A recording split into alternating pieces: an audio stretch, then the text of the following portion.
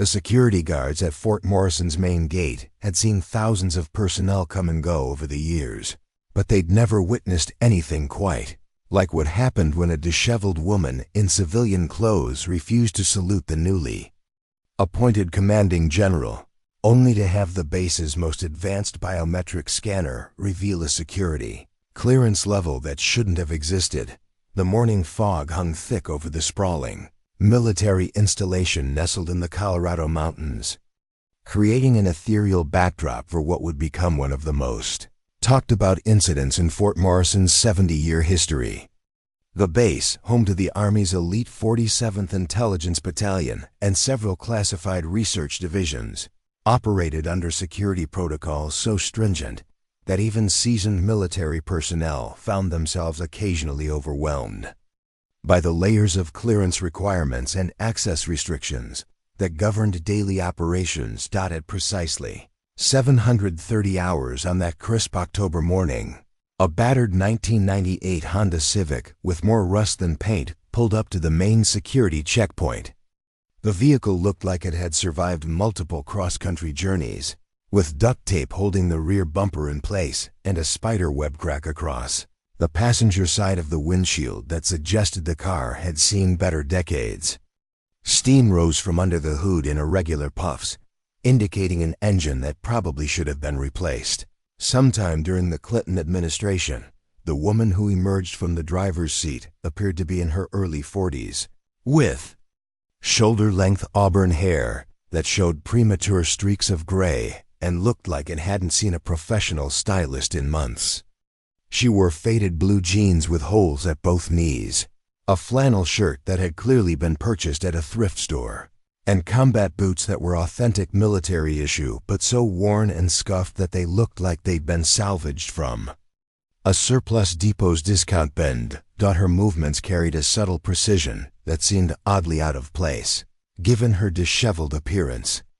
Despite looking like someone who might be seeking directions to the nearest homeless shelter, she walked with the kind of measured gait that spoke of years of military discipline, though any observer would have assumed it was simply the confident stride of someone who had no idea how inappropriate her presence was at one of the nation's most secure installations. Staff Sergeant Miguel Santos, the senior guard on duty at the main gate, had been processing security clearances and visitor credentials for 8 years at Fort Morrison.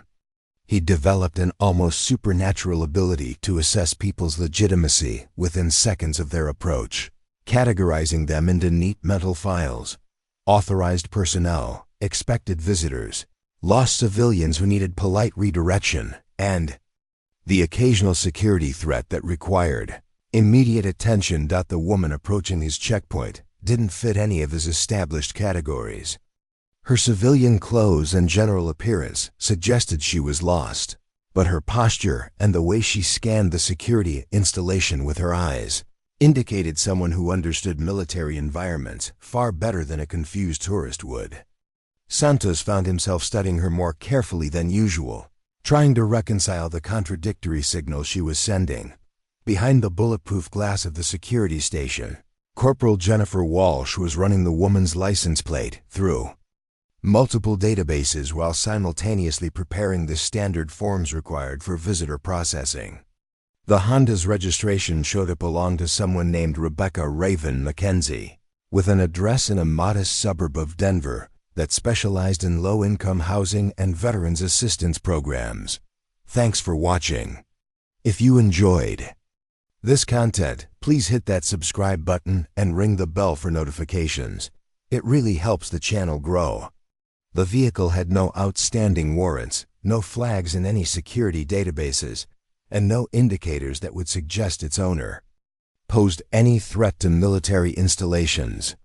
Yet something about the woman's approach made Walsh maintain heightened alertness, keeping one hand near the panic button that would summon armed response teams within 30 seconds. Rebecca McKenzie approached the guard station with the kind of unhurried confidence that immediately set Santos on edge. Most civilians visiting military bases displayed obvious nervousness, repeatedly checking their documentation and stumbling through explanations of their purpose. Mackenzie showed none of those behaviors. Instead, she walked directly to the window, with the casual familiarity of someone who had processed through military security checkpoints thousands of times before. "Good morning," Mackenzie said, her voice carrying a slight rasp that suggested years of cigarette smoking, though Santos couldn't detect any current tobacco odor. "I need to access the base for a meeting with Colonel Anderson in Building 7. Her tone was matter-of-fact, neither apologetic about her appearance nor deferential in the way that visitors typically addressed military security personnel. Santos studied the woman more carefully, noting details that didn't quite add up. Her flannel shirt, while obviously purchased secondhand, showed signs of careful maintenance and repair that suggested someone who took pride in their possessions despite limited resources. The combat boots, though heavily worn, had been recently cleaned and showed the kind of maintenance that only came from people who understood the importance of proper footwear care in military environments. Most telling were her hands. Despite her overall appearance suggesting someone who might be struggling financially, Mackenzie's hands showed calluses and scars consistent with extensive weapons training and physical conditioning. Her fingernails were cut short in the practical style favored by military personnel, and her grip on the steering wheel had displayed the kind of controlled tension that came from years of tactical driving instruction. "Ma'am," Santos said, his tone professional but skeptical, "I'll need to see some form of identification and documentation regarding your appointment with Colonel Anderson." He paused, studying her face for any signs of deception or uncertainty. Building 7 houses classified operations that require specific security clearances. "Are you certain that's your intended destination?" Mackenzie reached into a worn leather messenger bag that looked like military surplus from the Vietnam era and produced a Colorado driver's license along with what appeared to be a handwritten note on yellow legal pad paper. The contrast between the official military checkpoint and her informal documentation couldn't have been more stark, suggesting someone who either didn't understand proper military protocols or was deliberately choosing to ignore them. The driver's license photo showed the same woman, though taken several years earlier when her hair was darker and her face carried fewer lines of stress and fatigue. The address matched the vehicle registration, and the license appeared legitimate under Santos' careful examination. However, the handwritten note claiming to authorize her meeting with Colonel Anderson looked like something a child might have prepared for a school project. "Ma'am," Santos continued, his skepticism growing, "I'm going to need something more official than a handwritten note to authorize your access to classified areas of this installation.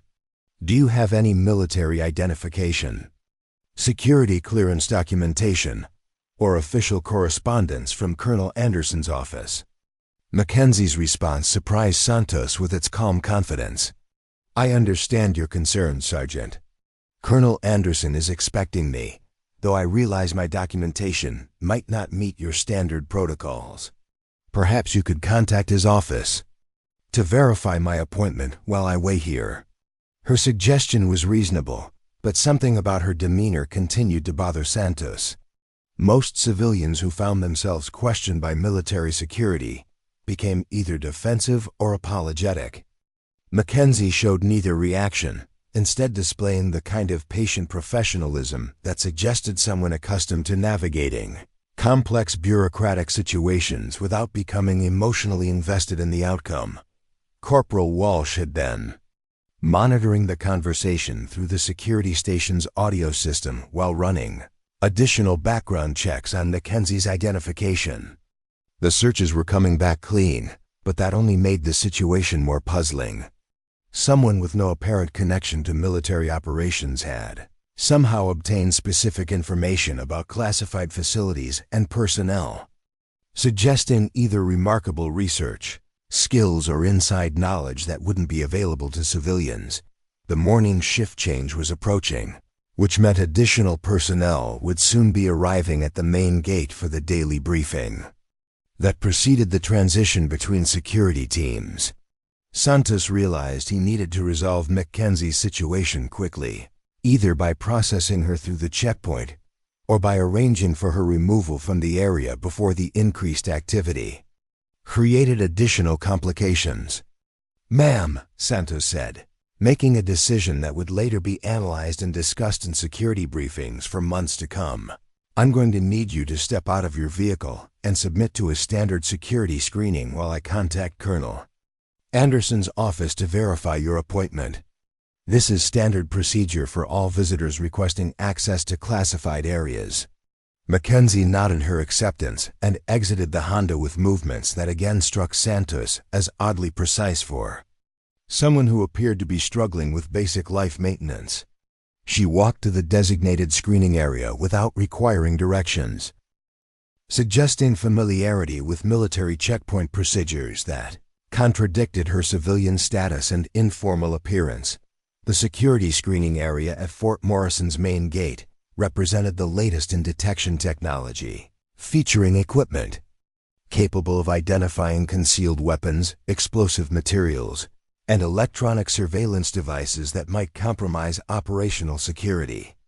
The scanners could detect metal objects as small as a paperclip and identify chemical signatures associated with hundreds of different threat materials. Mackenzie submitted to the screening process with the kind of relaxed cooperation that immediately caught the attention of the security personnel conducting the examination. Most first-time visitors displayed obvious tension during the scanning procedures, uncertain about what was expected and concerned about potential complications. Mackenzie's behavior suggested someone who had undergone similar screenings many times before and understood exactly what the process entailed. The initial scans came back completely clean. Mackenzie carried no weapons, no suspicious materials, and no electronic devices that might pose security risks. Her messenger bag contained basic personal items, a handwritten note, and a small collection of what appeared to be personal photographs that she declined to discuss when asked about their significance. While the security screening continued, Santos placed a call to Colonel Anderson's office to verify Mackenzie's claimed appointment. The conversation that followed would later be cited as the first indication that something about this routine security check was going to become significantly more complicated than anyone had anticipated. Colonel Anderson's aide, Captain Lisa Herrera, answered the call with the crisp professionalism that characterized all communications from senior command offices. "Colonel Anderson's office, Captain Herrera speaking. How may I assist you?" Santos explained the situation in standard military terminology, describing Mackenzie's appearance, her claim to have an appointment, and the lack of proper documentation to support her request for base access. He expected either immediate confirmation or denial of the appointment, followed by instructions for processing Mackenzie according to established protocols. Captain Herrera's response was unlike anything Santos had encountered in 8 years of conducting security verification calls. There was a long pause, followed by what sounded like muffled conversation in the background. Then another pause before Herrera returned to the line with obvious uncertainty in her voice. "Sergeant Santos," Herrera said slowly, "I need you to describe this woman's appearance in more detail.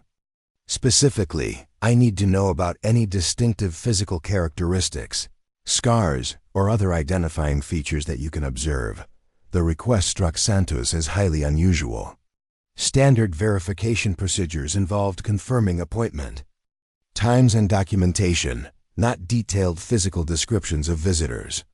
He found himself wondering what kind of meeting Colonel Anderson might have scheduled that would require such careful identification of the participant. Santos provided the requested description while Mackenzie waited patiently in the screening area, apparently oblivious to the growing complexity of her situation.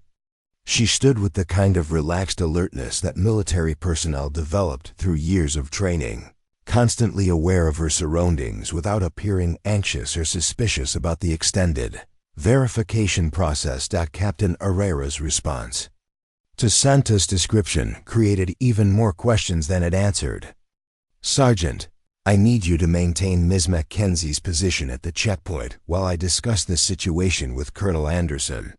Under no circumstances should she be allowed to leave the area, but she should also be treated as a potentially authorized visitor until we can complete additional verification procedures. The instruction was unlike anything in Santos' experience. Visitors were either authorized or unauthorized, processed through the checkpoint, or turned away. The concept of treating someone as potentially authorized while simultaneously ensuring they couldn't leave suggested complications that went far beyond routine security protocols. As Santos ended the call with Captain Herrera, he noticed that Mackenzie was watching him with the kind of patient attention that suggested she understood more about military communications than her civilian appearance would indicate. Her expression remained calm and professional, but there was something in her eyes that made Santos wonder if she knew exactly what kind of reaction her presence was generating in Colonel Anderson's office. The morning sun was beginning to burn through the mountain fog, promising another clear Colorado day that would showcase the natural beauty surrounding Fort Morrison's sprawling facilities. Under normal circumstances, Santos would have been looking forward to completing his shift and heading home to his family. Instead, he found himself at the center of a developing situation that seemed to be generating interest from command levels far above his normal interactions.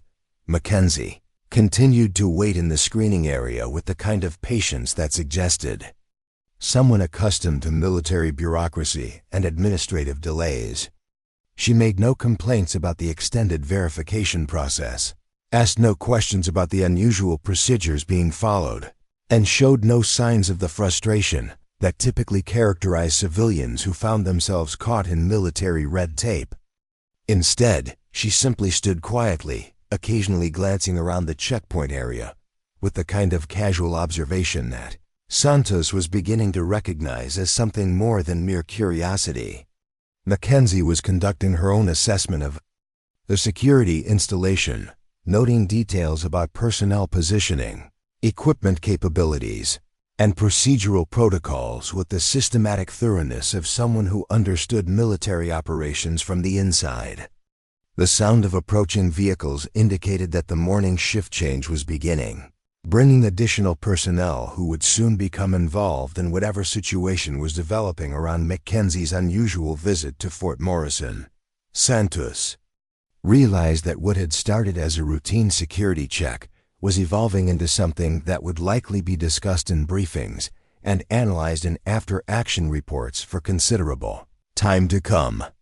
As he waited for further instructions from Colonel Anderson's office, Santos found himself studying Mackenzie with growing curiosity rather than suspicion. Nothing about her behavior suggested any threat to base security, but everything about her presence indicated complexities that extended far beyond a simple civilian appointment with military personnel. The woman who had arrived in a deteriorating Honda Civic was revealing herself to be something far more intriguing than her appearance suggested, though exactly what that might be remained entirely unclear. The only certainty was that the next few hours would bring revelations that would challenge every assumption the security personnel had made about the disheveled visitor who claimed to have business in one of Fort Morrison's most classified facilities. Within 20 minutes of Mackenzie's arrival at the main gate, word of the unusual visitor had spread through Fort Morrison's command structure like wildfire through dry grass. The base operated on a carefully orchestrated hierarchy where information flowed upward through established channels, and any deviation from normal protocols immediately attracted attention from multiple levels of command personnel. General Harrison Blackwood had arrived at Fort Morrison just 6 weeks earlier as the newly appointed commanding officer, bringing with him a reputation for operational efficiency and zero tolerance for security breaches or procedural irregularities. At 52, Blackwood carried himself with the bearing of someone who had spent 3 decades climbing the military hierarchy through a combination of tactical brilliance, political awareness, and an almost obsessive attention to detail that had made him legendary among both subordinates and superiors. Blackwood's office occupied the top floor of the base's primary administrative building, offering panoramic views of the surrounding mountain ranges and the sprawling complex of facilities that house some of the Army's most sensitive intelligence operations. The office itself reflected his personality, meticulously organized, spartanly furnished, and dominated by detailed maps, operational charts, and communication equipment that kept him connected to command structures extending all the way to the Pentagon. The general's morning routine followed a precise schedule that had been refined through years of command experience. He arrived at 0630 hours each day, reviewed overnight intelligence reports and security briefings, conducted a detailed examination of the base's operational status, and prepared for the daily command staff meeting that began promptly at 0800 hours. Any disruption to this routine was viewed as a direct challenge to the operational efficiency that defined his leadership philosophy. Colonel Marcus Anderson, the officer Mackenzie claimed to be meeting, served as Fort Morrison's deputy commander for intelligence operations, a position that required security clearances, extending into compartmented programs that existed at the very edges of governmental acknowledgement. Anderson had been stationed at Fort Morrison for 4 years, establishing himself as one of the base's most respected senior officers through his expertise in managing classified programs and his ability to navigate the complex political dynamics that characterized interagency intelligence operations. Anderson's background included deployments to Afghanistan and Iraq, where he had served as an intelligence liaison officer, coordinating operations between conventional military units and specialized task forces whose missions remained classified years after their completion. His service record reflected the kind of operational experience that earned respect from subordinates and confidence from superiors, making him an integral part of Fort Morrison's command structure. Major Patricia Wells, the base's intelligence security officer, was responsible for maintaining the protocols and procedures that protected Fort Morrison's classified operations from potential compromise. Wells had built her career on an almost fanatical attention to security details, developing systems and procedures that had become models for other military installations handling similar sensitive materials. Her office maintained detailed files on every person authorized to access classified facilities, and any individual not contained within those files was automatically treated as a potential security threat. The morning command staff meeting convened in the secure conference room adjacent to General Blackwood's office, bringing together the senior officers responsible for Fort Morrison's various operational divisions. The room featured state-of-the-art communication equipment, electronic countermeasures designed to prevent surveillance, and security protocols that ensured no unauthorized personnel could access the discussions that determined base policy and operational priorities. General Blackwood opened the meeting with his customary review of overnight security reports and operational status updates, methodically working through the agenda items that required command attention. The routine was interrupted when Captain Herrera entered the conference room with the kind of obvious urgency that immediately commanded everyone's attention. "General," Captain Herrera said, her voice carrying the careful neutrality that characterized communications involving potentially sensitive subjects, "we have a situation developing at the main gate that requires immediate command guidance. A civilian woman claiming to have an appointment with Colonel Anderson has been detained for additional security screening."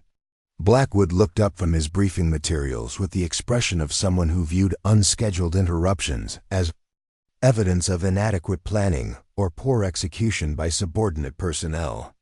"Captain, I trust our security procedures are sufficient to handle routine civilian visitors without requiring command intervention. What specifically about this situation requires my personal attention?" The question hung in the air as Captain Herrera consulted her notes, obviously struggling with how to present information that didn't fit standard categories for security incidents. "Sir, the individual's appearance and documentation don't match." Normal visitor protocols, but she demonstrates familiarity with base procedures that suggests previous military experience. Additionally, her claimed appointment with Colonel Anderson cannot be verified through normal scheduling channels. Colonel Anderson leaned forward in his chair, his expression shifting from routine attention to active concern. Throughout his 4 years at Fort Morrison, he had maintained meticulous records of all appointments, meetings, and official interactions, particularly those involving civilian personnel who might require special security considerations. The suggestion that someone was claiming an unscheduled appointment with him represented a significant security anomaly that demanded immediate investigation.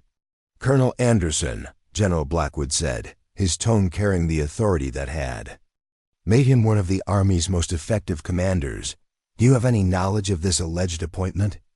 Has your office scheduled any civilian meetings that might have been processed through irregular channels?" Anderson's response was immediate and definitive. "No, sir. My office maintains detailed appointment schedules that are coordinated through Captain Herrera's office and verified through Major Wells' security protocols. No civilian appointments have been scheduled for today, and I have no knowledge of anyone named Mackenzie who might have legitimate business requiring access to classified facilities." Major Wells consulted her electronic tablet, scrolling through security databases that contained detailed information about every individual authorized for base access. Her search protocols included not just current personnel and approved visitors, but also historical records extending back several years to identify anyone who might have had previous authorization that could explain their familiarity with base procedures. "General," Wells reported, "I show no record of any Rebecca Mackenzie in our authorized personnel databases. She has never been processed for security clearances, never been granted visitor access, and has no apparent connection to any current or former Fort Morrison personnel. Her presence at the main gate represents a complete anomaly in our security protocols." The information created a puzzle that challenged the command staff's understanding of how unauthorized individuals might gain knowledge of specific personnel assignments and classified facility locations. Fort Morrison's existence and general mission were matters of public record, but detailed information about building assignments and individual officer responsibilities required access to sources that should have been unavailable to civilians. Without legitimate connections to military operations, General Blackwood stood and walked to the conference room's secure communication console, activating systems that would allow him to coordinate directly with the main gate security personnel. His expression reflected the kind of controlled intensity that subordinates had learned to associate with situations that required immediate resolution and careful attention to detail. "Sergeant Santos," Blackwood's voice carried clearly through the communication system, reaching the main gate checkpoint where Mackenzie continued to wait patiently in the security screening area. "This is General Blackwood. I understand you have a civilian visitor claiming an unauthorized appointment with Colonel Anderson. What is your current assessment of this individual's legitimacy and potential security risk?" Santos found himself speaking directly to the commanding general, a situation that occurred perhaps once or twice during a typical assignment to Fort Morrison. "Sir, the individual appears to be a civilian woman with no obvious security threats, but her behavior and knowledge suggest familiarity with military procedures that seems inconsistent with her civilian status and informal appearance," the response provided more questions than answers, creating the kind of ambiguous situation that General Blackwood particularly disliked. Military operations succeeded through clear identification of threats and opportunities, followed by decisive action based on reliable intelligence. Situations involving unknown variables and uncertain motivations represented exactly the kind of security challenges that required immediate clarification. "Major Wells," Blackwood continued, "I want a complete background investigation on this Rebecca Mackenzie, initiated immediately. Contact our liaisons with federal databases and run her through every security and intelligence system we have access to. I want to know who she is, where she's been, and how she obtained information about our personnel and facilities."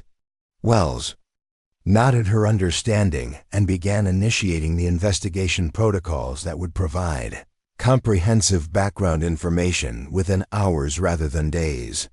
Fort Morrison's intelligence capabilities included access to databases maintained by multiple federal agencies, allowing for background investigations that could reveal information unavailable through normal civilian channels. Lieutenant Colonel James Morrison, the base's operations officer, had been listening to the developing situation with growing concern about the security implications involved.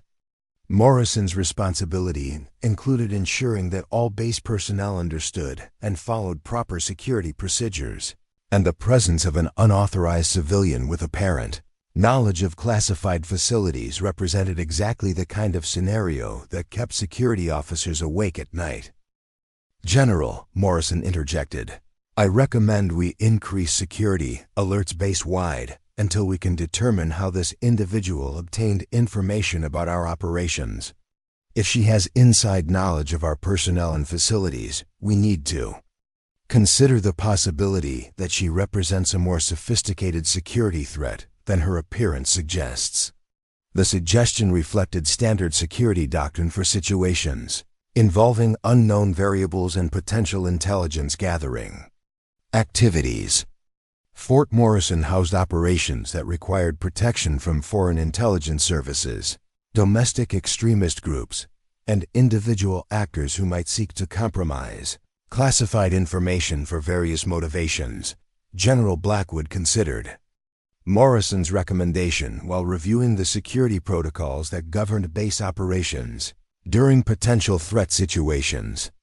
Elevating security alerts would disrupt normal operations and create administrative complications, but the alternative of ignoring a potential security breach carried far more serious consequences. "I'll hold off on base-wide alerts until we have more information," Blackwood decided, "but I want all department heads notified about this situation. No one discusses this matter outside official channels, and everyone maintains heightened awareness until we determine exactly what we're dealing with." The command staff meeting continued with heightened tension as officers contemplated the implications of an unauthorized civilian appearing at their main gate with detailed knowledge of base personnel and facilities. The situation represented exactly the kind of security challenge that transformed routine administrative days into exercises in crisis management and threat assessment. Colonel Anderson found himself at the center of the developing situation, trying to understand how someone he had never met could claim to have an appointment with him while demonstrating knowledge that suggested extensive familiarity with Fort Morrison's operations. His position as Deputy Commander for Intelligence Operations made him particularly sensitive to activities that might represent attempts to compromise classified information or gain unauthorized access to sensitive facilities. As the morning progressed, and additional information became available about Mackenzie's background and current situation, it became increasingly clear that Fort Morrison's command staff was dealing with something far more complex than a simple case of mistaken identity or confused civilians seeking directions to another destination. The woman waiting patiently at the main gate was about to challenge every assumption the base's senior officers held about security, authority, and the relationship between appearance and capability in ways that would permanently alter their understanding of who belonged within Fort Morrison's classified facilities. By 0845 hours, Mackenzie's presence at the main gate had attracted attention from across Fort Morrison's administrative complex. Word of the unusual civilian visitor had spread through informal communication channels with the speed that characterized all military installations when something out of the ordinary disrupted established routines. Junior officers, senior enlisted personnel, and administrative staff found reasons to walk past the main gate area, hoping to catch a glimpse of the woman who had somehow managed to confuse the base's normally efficient security procedures. Captain Derek Sullivan, a recent West Point graduate serving his first assignment as General Blackwood's administrative aide, approached the situation with the kind of by-the-book certainty that characterized young officers who had yet to encounter the complexities that experience would eventually teach them. Sullivan had graduated in the top 10% of his class, completed advanced training in military intelligence analysis, and arrived at Fort Morrison convinced that his academic preparation had equipped him to handle any administrative challenge the base might present. This is exactly the kind of security breach that occurs when proper protocols aren't followed rigorously, Sullivan commented to Captain Herrera as they observed Mackenzie through the security station's monitors. His tone carried the confidence of someone who believed military problems could be solved through strict adherence to regulation and procedure. That woman obviously doesn't belong on a military installation, and the fact that she's been allowed to remain at the checkpoint for over an hour represents a fundamental failure of our security systems. Captain Herrera, who had been managing Colonel Anderson's schedule and security coordination for 3 years, found Sullivan's assessment both simplistic and irritating. Her experience had taught her that situations involving unknown variables rarely resolve themselves through rigid application of standard procedures, and Mackenzie's case was developing complexities that seemed to defy conventional security categories. "Captain Sullivan," Herrera replied, her voice carrying the patience of someone explaining obvious facts to a particularly slow student. "The woman's documentation appears legitimate. Her behavior shows no signs of deception or hostile intent, and she's submitted to all security procedures without complaint. The delay in processing her request stems from verification requirements, not security failures." Sullivan's response reflected the kind of absolute certainty that made experienced personnel want to assign him to the most challenging duty stations available. "Ma'am, with all due respect, any individual who arrives at a classified military installation without proper authorization represents a security threat regardless of their apparent compliance with procedures. The fact that she claims an appointment that doesn't exist in our scheduling systems proves she's either confused or deliberately attempting to gain unauthorized access." The exchange was being monitored by other personnel who had found reasons to remain in the administrative areas surrounding the main gate, creating an informal audience for what was becoming an increasingly contentious discussion about proper security procedures and threat assessment methodologies.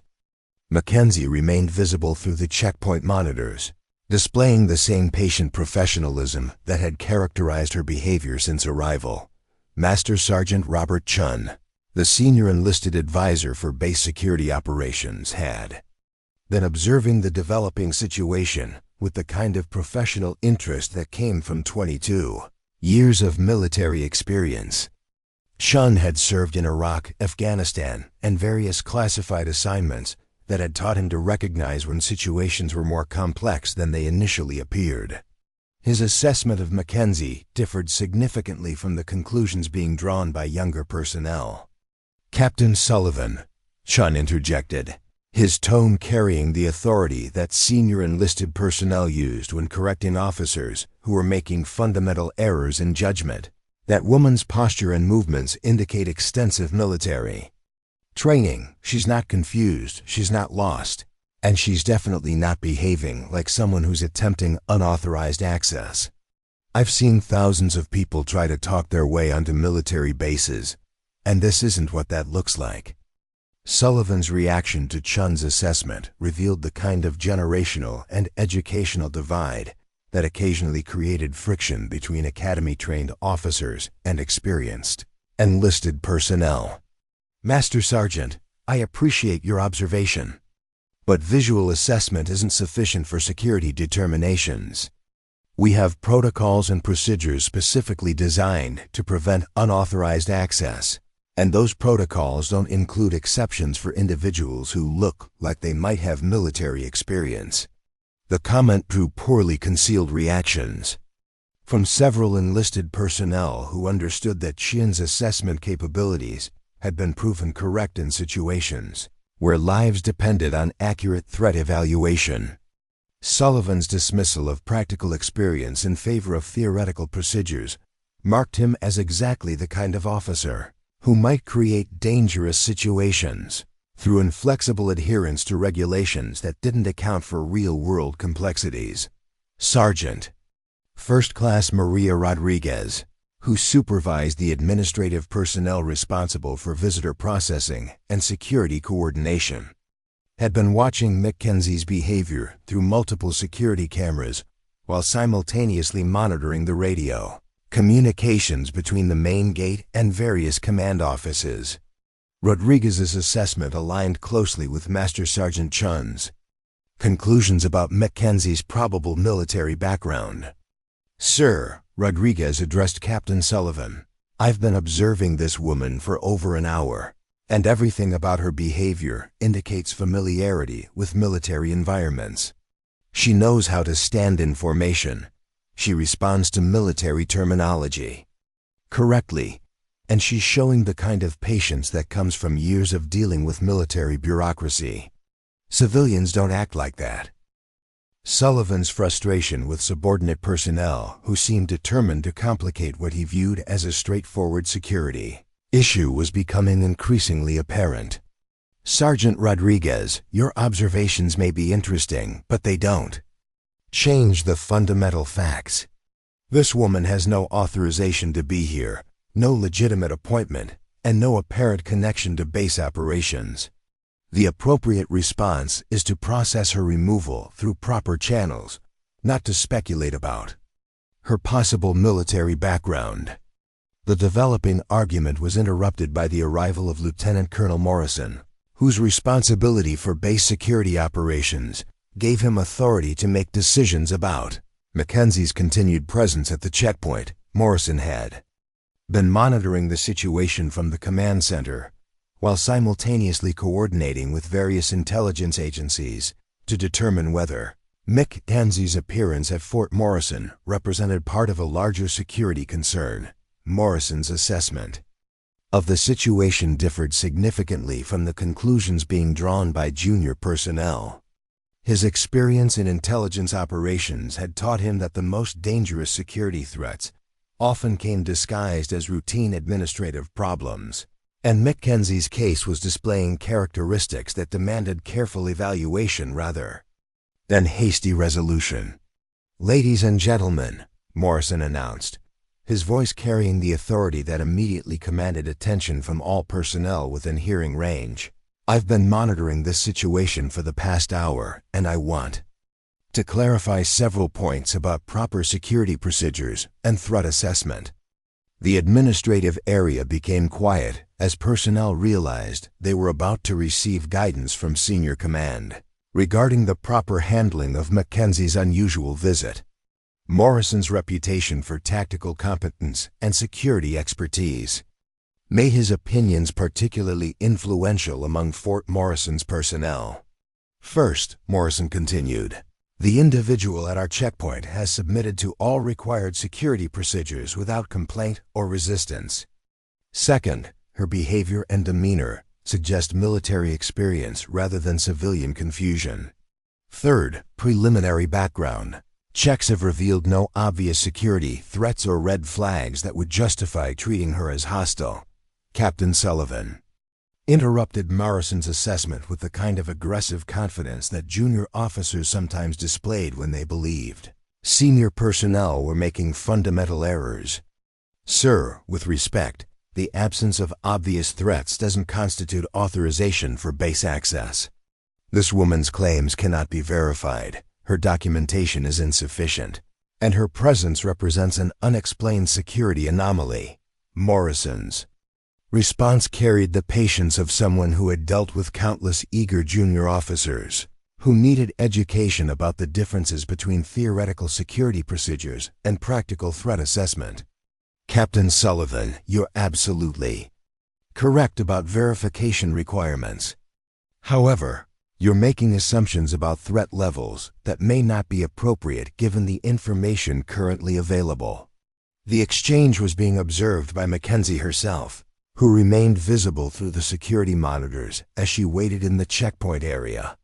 Her expression suggested someone who was not only aware of the discussions taking place about her situation, but also potentially amused by the reactions her presence was generating among Fort Morrison's personnel. Staff Sergeant Williams, who operated the base's visitor processing systems, had been running additional database searches on Mackenzie's background while the command discussions continued. His findings were beginning to reveal information that would significantly complicate the assumptions being made about Mackenzie's civilian status and lack of military connections. "Colonel Morrison," Williams called out, his voice carrying obvious excitement about discoveries that were changing his understanding of the situation. "I'm finding some database entries that don't match the initial search results. There are references to classified programs and security clearances that predate our current systems." The announcement created immediate interest among all personnel involved in the developing situation.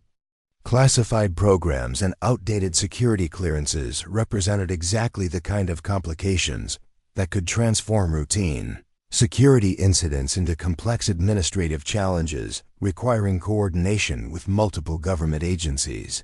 Morrison approached Williams' workstation to review the database findings while maintaining communication with the main gate security personnel, who were still responsible for Mackenzie's physical security and continued detention. The information Williams had discovered would soon reveal that Fort Morrison's command staff had been operating under fundamentally incorrect assumptions about their unusual visitor. Captain Sullivan's reaction to the developing complications reflected his continued belief that proper procedures could resolve any administrative challenge, regardless of underlying complexities.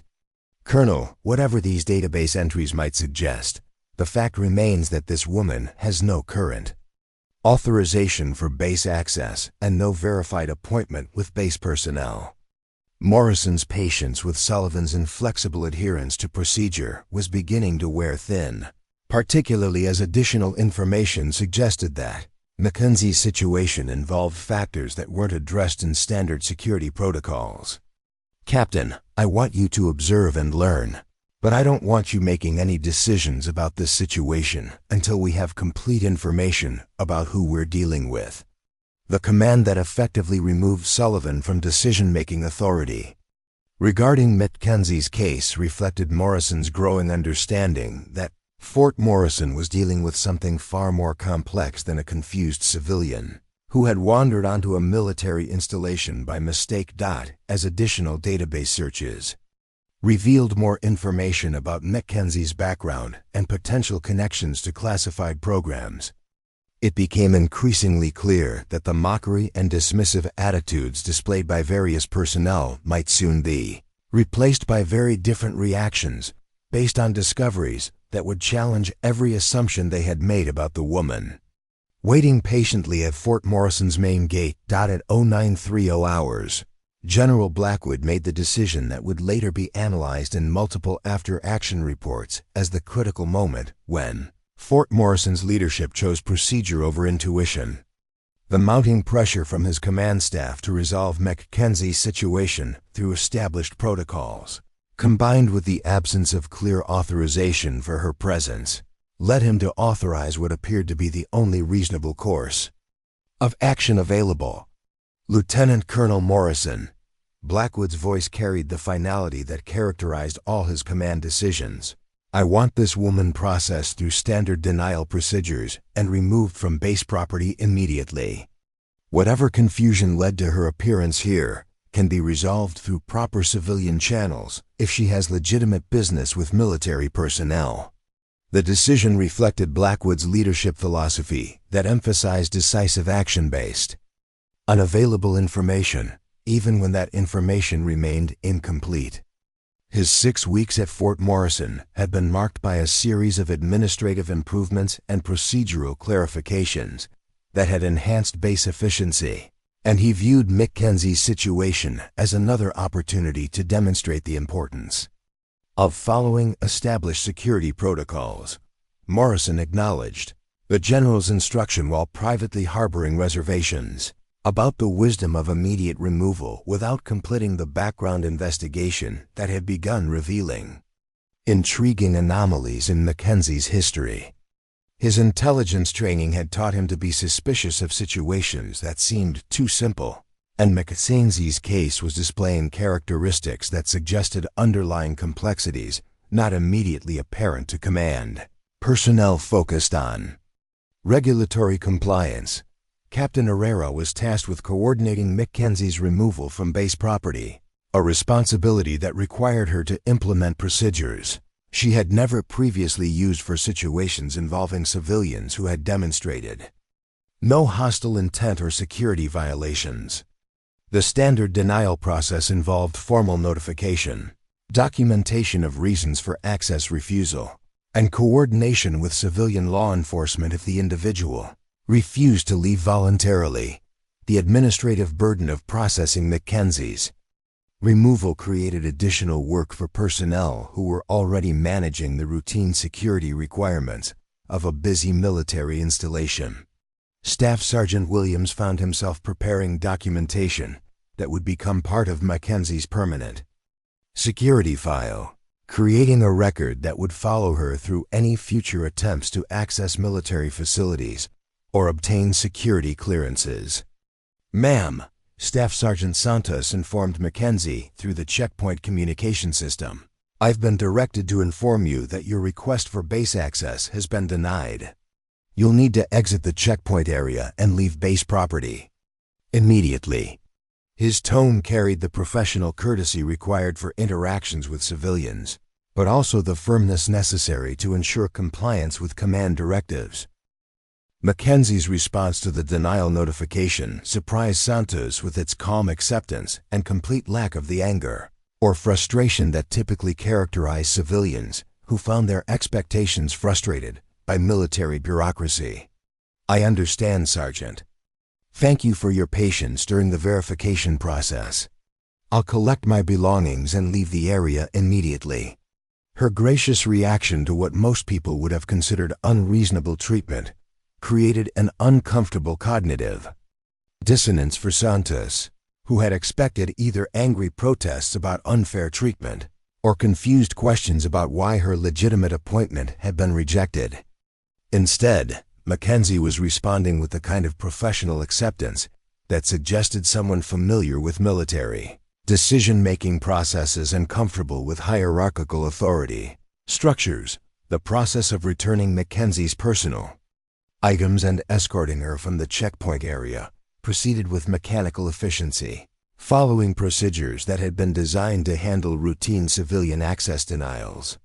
However, the personnel involved in executing these procedures found themselves increasingly uncomfortable with the contrast between Mackenzie's respectful behavior and the dismissive treatment she was receiving from Fort Morrison's command structure.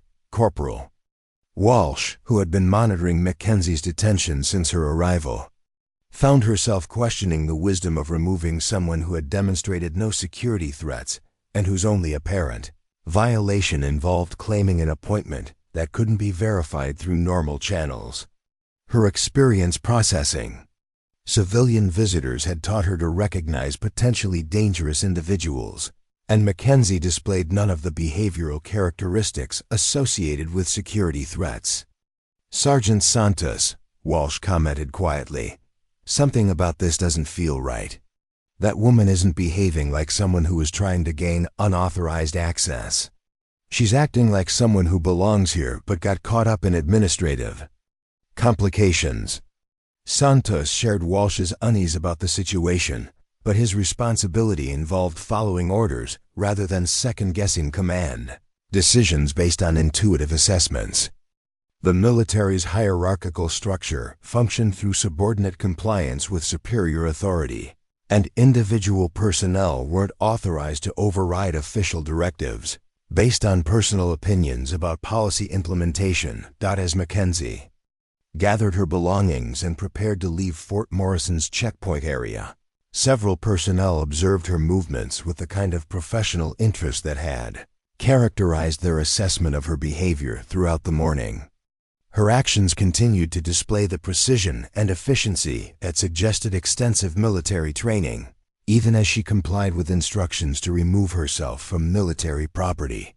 The worn leather messenger bag that had contained her inadequate documentation was organized with the kind of systematic approach that military personnel recognized as evidence of disciplined habits, developed through years of service.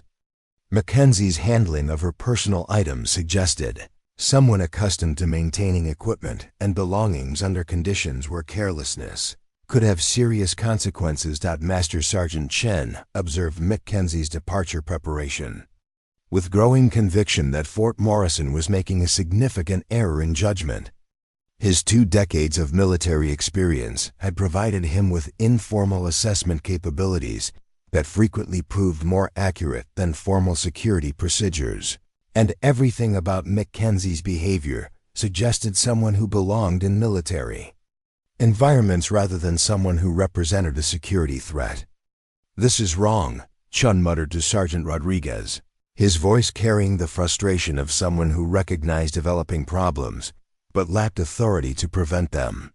"That woman has military training, military bearing, and military discipline. We're kicking out someone who probably has more right to be here than half the people making decisions about her case." Rodriguez nodded her agreement while maintaining the professional demeanor required when senior personnel were implementing policies that subordinate staff found questionable. Her administrative experience had taught her to recognize when situations were developing in directions that would likely create future complications, and Mackenzie's removal was generating exactly the kind of circumstances that often resulted in difficult explanations to higher authorities. The process of escorting Mackenzie from the checkpoint to her vehicle proceeded with the formal courtesy that characterized all military interactions with civilian personnel. Staff Sergeant Santos accompanied her to the parking area, ensuring that she understood the prohibition against returning to base property without proper authorization, while simultaneously documenting her cooperation with removal procedures. Mackenzie's Honda Civic appeared even more deteriorated in the bright morning sunlight, its rust spots and mechanical problems creating a stark contrast with the military vehicles that filled Fort Morrison's parking areas. The disparity between her transportation and the sophisticated equipment surrounding it seemed to validate the assumptions that had led to her removal from base property. "Ma'am," Santos said as Mackenzie approached her vehicle, "I want to thank you for your cooperation during this process. I know the situation didn't develop as you expected, but you've handled everything professionally." His comment reflected genuine respect for her behavior, even as he fulfilled his responsibility to ensure her departure from military property. Mackenzie's response carried the same gracious professionalism that had characterized all her interactions with Fort Morrison personnel. "Thank you, Sergeant. Everyone here has been courteous and professional. I understand that you're following proper procedures, and I appreciate the thoroughness of your security protocols." Her acknowledgement of their professionalism while being denied access to facilities she claimed legitimate business with created additional cognitive dissonance for Santos, who found himself wondering whether Fort Morrison had just made a serious mistake in judgment.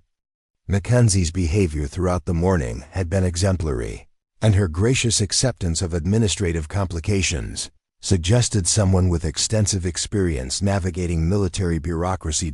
As Mackenzie prepared to start her deteriorating Honda and leave Fort Morrison's property, the personnel who had been involved in processing her case found themselves experiencing varying degrees of unease about the decisions that had led to her removal. The woman who had appeared so obviously out of place that morning was departing with dignity and professionalism that made her treatment seem inappropriate in retrospect. The engine of Mackenzie's Honda coughed to life with the reluctant cooperation that characterized vehicles long past their prime operating condition. Steam continued to rise from under the hood in irregular puffs, suggesting mechanical problems, that would likely require immediate attention once she reached civilian roads beyond Fort Morrison's jurisdiction. Staff Sergeant Santos watched Mackenzie's departure with the uncomfortable feeling that he had just participated in a security failure disguised as procedural compliance. His 8 years of checkpoint duty had taught him to distinguish between legitimate security concerns and administrative complications, and Mackenzie's case had displayed all the characteristics of the latter while being treated as the former. Honda Civic disappeared around the curve that led from Fort Morrison's main gate to the public highway, carrying Mackenzie away from the military installation, where she had claimed legitimate business but had been unable to provide documentation that satisfied security requirements. Her departure appeared to resolve the administrative complication that had disrupted the base's morning routine, allowing personnel to return to their normal duties and responsibilities. However, the personnel who had interacted with Mackenzie throughout the morning found themselves unable to completely dismiss the nagging sense that Fort Morrison had just experienced something more significant than a routine civilian access denial. Her behavior, demeanor, and apparent familiarity with military procedures suggested complexities that hadn't been adequately investigated before her removal was authorized. Lieutenant Colonel Morrison returned to his office with the uncomfortable awareness that his recommendation for additional investigation had been overruled by command authority focused on procedural compliance rather than threat assessment. His intelligence background had taught him to be suspicious of situations that resolved themselves too easily, and Mackenzie's cooperative departure felt like the beginning of complications rather than the end of administrative problems. The morning's events would soon be documented in security reports that would become part of Fort Morrison's permanent records, creating an official narrative that portrayed Mackenzie's visit as a routine civilian access denial, processed according to established protocols. However, the personnel who had actually interacted with her would carry memories of behavior and demeanor that suggested a very different story about who Rebecca Mackenzie actually was and why her removal from Fort Morrison might represent a significant error in judgment that would soon have consequences extending far beyond administrative embarrassment. Mackenzie had driven exactly 1.2 miles from Fort Morrison's main gate when her Honda Civic finally surrendered to the mechanical problems that had been threatening failure throughout the morning.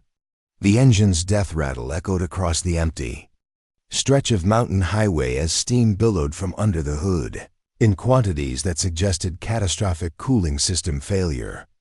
She guided the dying vehicle to the shoulder of the road, where it came to rest with the finality of machinery that had reached the absolute limit of its operational capability.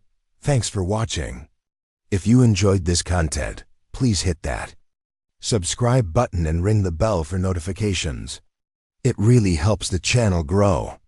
The irony of her situation wasn't lost on Mackenzie as she sat in the disabled Honda, watching traffic pass by on the highway that connected Fort Morrison to the civilian communities scattered throughout the Colorado mountains. After being denied access to one of the nation's most secure military installations, she now found herself stranded on a public road with no immediate means of transportation and no way to complete the mission that had brought her to this remote location. Mackenzie's cell phone showed no signal bars, a common problem in the mountainous terrain surrounding Fort Morrison, where cellular towers were sparse and topographical features created communication dead zones that could extend for miles. The nearest town was 15 miles away, and the morning sun was already heating the asphalt to temperatures that would make walking in her worn combat boots an exercise in endurance rather than convenience. She opened the Honda's hood to confirm what the symptoms had already indicated: total cooling system failure that had likely warped the engine block beyond economical repair. The 22-year-old vehicle had finally succumbed to the combination of high altitude, mountain driving, and deferred maintenance that characterized the transportation options available to someone living on a veteran's disability pension. In low-income housing, The sound of approaching vehicles drew Mackenzie's attention back to the highway, where a convoy of military trucks was heading toward Fort Morrison from the direction of the civilian communities. The convoy consisted of 6 heavy transport vehicles carrying equipment and supplies for the base's ongoing operations, escorted by military police vehicles that maintained standard security protocols for movements involving sensitive materials. Staff Sergeant Elena Rodriguez, who commanded the convoy's lead military police vehicle, noticed the disabled Honda and the woman standing beside it as they approached Mackenzie's position. Military personnel were trained to be alert for potential security threats during convoy operations, but they were also expected to provide assistance to stranded motorists when circumstances permitted such civilian aid. Rodriguez made the decision to investigate the disabled vehicle, both as a potential security concern and as an opportunity to provide humanitarian assistance to someone who appeared to need help. She directed her driver to pull over behind Mackenzie's Honda while radioing the convoy commander to explain the brief delay in their movement toward Fort Morrison.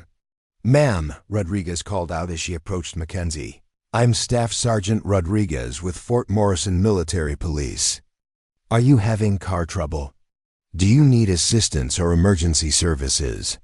Her tone carried the professional courtesy that characterized military interactions with civilian personnel, combined with the alertness that security training had made.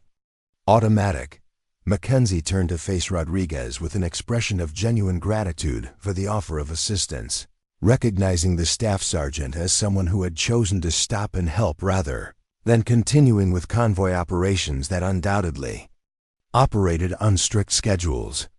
"Thank you, Sergeant. My car just died, and I'm stranded without cell phone service. I was hoping to reach Fort Morrison for an appointment, but that didn't work out as planned." The mention of Fort Morrison immediately captured Rodriguez's attention, as did Mackenzie's casual familiarity with military rank structure and protocol. Civilians who had no military experience typically addressed all personnel as officer or soldier, while Mackenzie had correctly identified Rodriguez's rank and used appropriate military courtesy in her response. "Fort Morrison?" Rodriguez repeated, her curiosity aroused by the coincidence of encountering someone with business at the base where her convoy was currently heading. "Were you visiting family or conducting official business? I might be able to help you make contact with base personnel if you have legitimate reasons for being in the area." Mackenzie's response would prove to be the catalyst that transformed a routine convoy stop into a situation that would challenge everything Fort Morrison's command structure thought they understood about the morning's events. "I had an appointment with Colonel Anderson, but there were some complications with security verification that prevented me from completing my visit." The statement contained information that immediately elevated Rodriguez's assessment of the situation from routine civilian assistance to potential security concern. Colonel Anderson was Fort Morrison's deputy commander for intelligence operations, and appointments with him involved classified programs that required extensive security clearances and careful coordination through multiple command levels. Rodriguez found herself facing a situation that didn't fit standard categories for convoy security protocols. Mackenzie appeared to be a harmless civilian who needed transportation assistance, but her claimed business with senior intelligence personnel suggested complexities that demanded careful evaluation rather than casual dismissal. "Ma'am," Rodriguez said, her tone shifting to the increased formality that characterized situations requiring official attention. "Appointments with Colonel Anderson go through very specific channels and security procedures. Can you provide me with any documentation or authorization that would support your claim to have legitimate business with base personnel?" Mackenzie reached into her worn messenger bag and produced the same handwritten note that had failed to satisfy Fort Morrison security requirements earlier that morning. The yellow legal pad paper looked even more inadequate under Rodriguez's scrutiny, particularly when considered as authorization for meetings with one of the base's most Senior intelligence officers. Rodriguez examined the handwritten note with growing skepticism, noting its informal appearance and complete lack of official military documentation standards. The contrast between Mackenzie's claimed appointment with senior personnel and her obviously inadequate authorization created exactly the kind of suspicious circumstances that required immediate reporting to higher authorities. "Ma'am, this documentation doesn't meet military standards for official appointments or security clearances," Rodriguez explained, her voice carrying the patience of someone dealing with a civilian who clearly didn't understand proper procedures. "I'm going to need to contact Fort Morrison Security Office to report this encounter and verify whether you represent any ongoing security concerns." The radio communication between Rodriguez and Fort Morrison Security Office would soon create a chain reaction of events that would bring Mackenzie's morning activities to the attention of personnel who had been involved in her earlier removal from base property. The coincidence of her appearance on the highway leading to Fort Morrison, combined with her continued claims about appointments with classified personnel, suggested the possibility of persistent attempts to gain unauthorized access to military facilities. Master Sergeant Chun, who had been monitoring radio traffic from Fort Morrison Security Office, immediately recognized Mackenzie's name when Rodriguez reported the highway encounter. His earlier assessment of Mackenzie as someone with legitimate military background rather than security threat made him pay particular attention to the developing situation. "Staff Sergeant Rodriguez," Chun's voice carried clearly through the radio. "System, this is Master Sergeant Chun at Fort Morrison Security. The individual you're reporting was processed through our checkpoint this morning and denied base access due to insufficient authorization. Her continued presence in the area and persistent claims about appointments with base personnel are creating security concerns." The information transformed Rodriguez's assessment of Mackenzie from routine civilian assistance to active security situation, requiring immediate containment and investigation. Military personnel were trained to treat individuals who made persistent attempts to access classified facilities as potential intelligence threats, regardless of their apparent harmlessness. Rodriguez approached Mackenzie with increased caution, her hand moving instinctively toward the radio equipment that would allow her to summon additional support if the situation developed complications. "Ma'am, I've been informed that you were denied access to Fort Morrison earlier today due to insufficient authorization.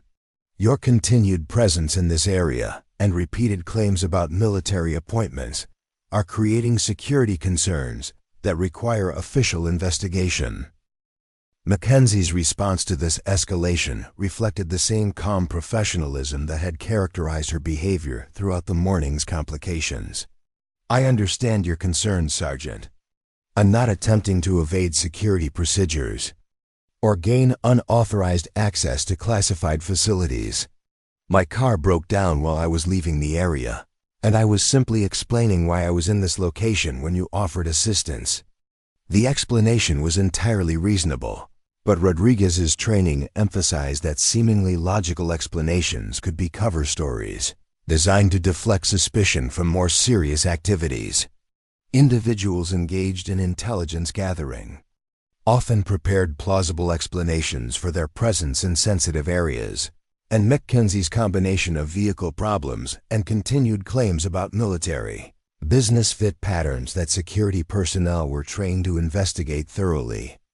"Ma'am, I'm going to need you to remain with my convoy while we transport you back to Fort Morrison for additional security screening," Rodriguez announced, making a decision that would bring Mackenzie face to face with General Blackwood himself. "Your situation requires resolution by command personnel rather than field investigation." The decision to return Mackenzie to Fort Morrison represented exactly the kind of persistent security challenge that General Blackwood particularly disliked. His morning's decision to remove her from base property should have resolved any complications associated with her presence, but her continued appearance in the area suggested either remarkable coincidence or deliberate attempts to maintain proximity. To classified facilities. As Rodriguez's convoy prepared to transport Mackenzie back to the military installation she had been expelled from just hours earlier, it became clear that Fort Morrison's command structure was about to face a direct challenge to their authority and decision-making processes. The woman they had dismissed as a confused civilian was returning under circumstances that would demand immediate attention from the highest levels of base command.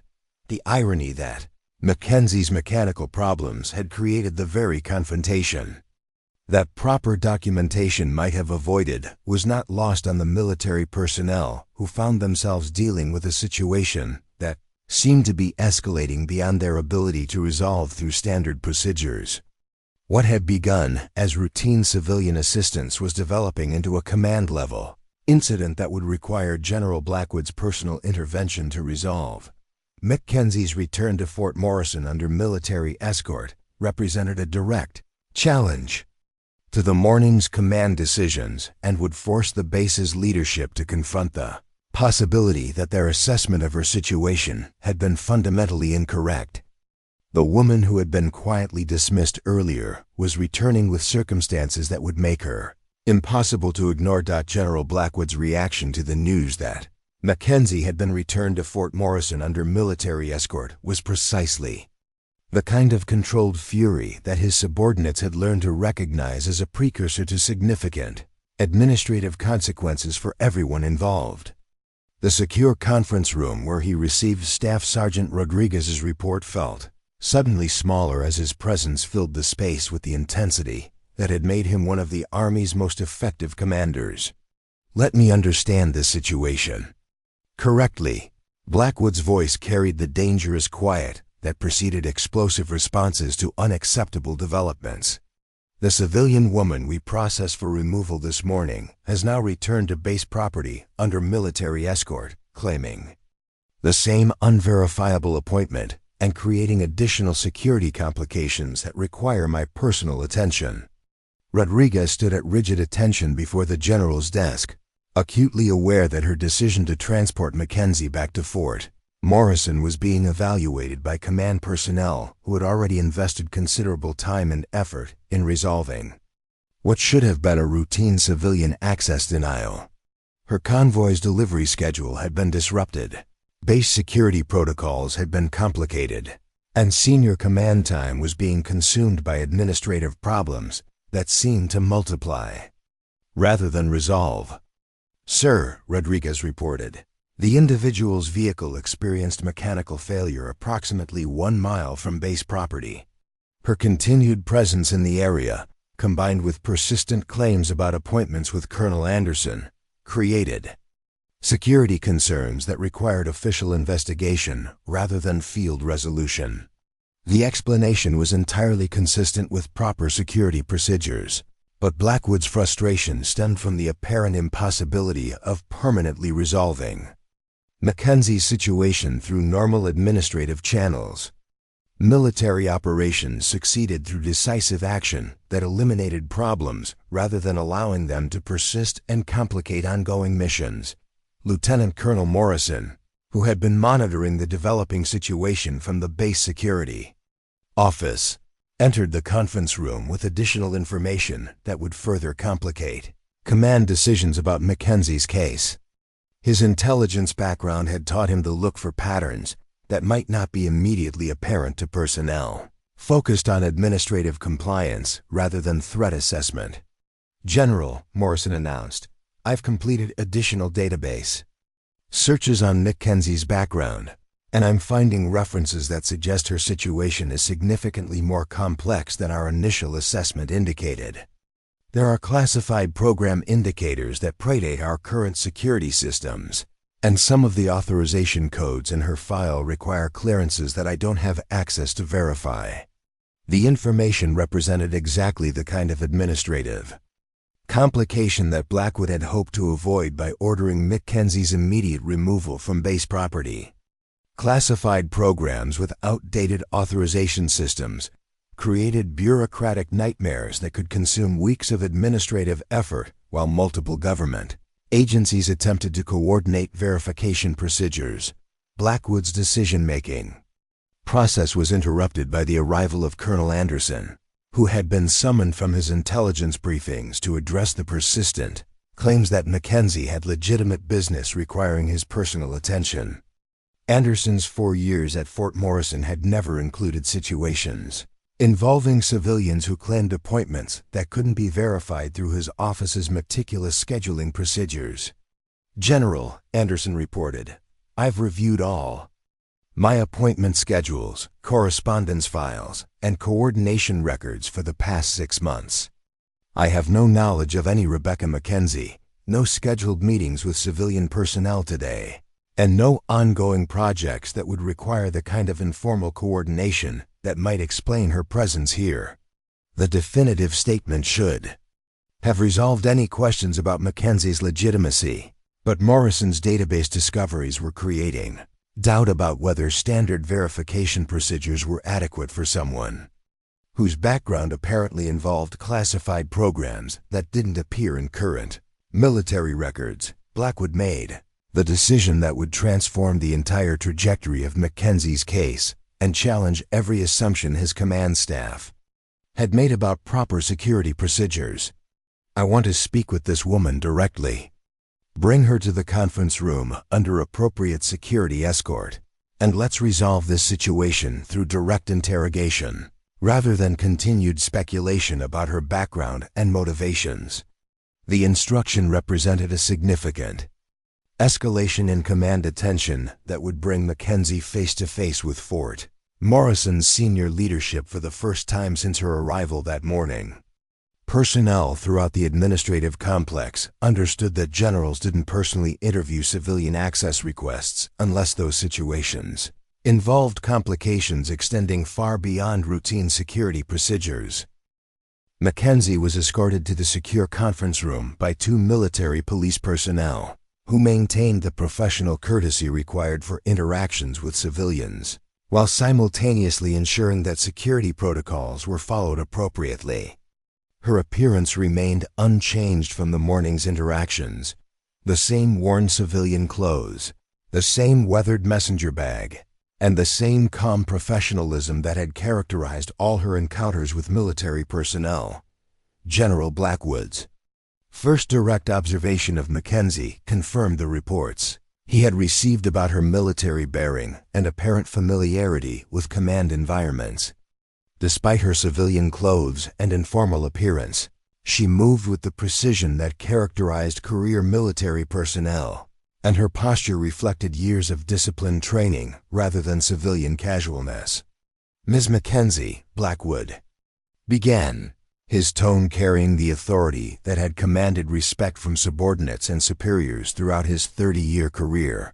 "You've created significant administrative complications for my base operations, and I want to understand exactly who you are and what you're attempting to accomplish here." Mackenzie's response would prove to be the catalyst that transformed everything. Fort Morrison's command structure thought they understood about military hierarchy, security clearances, and the relationship between appearance and authority in ways that would be discussed in command schools for decades.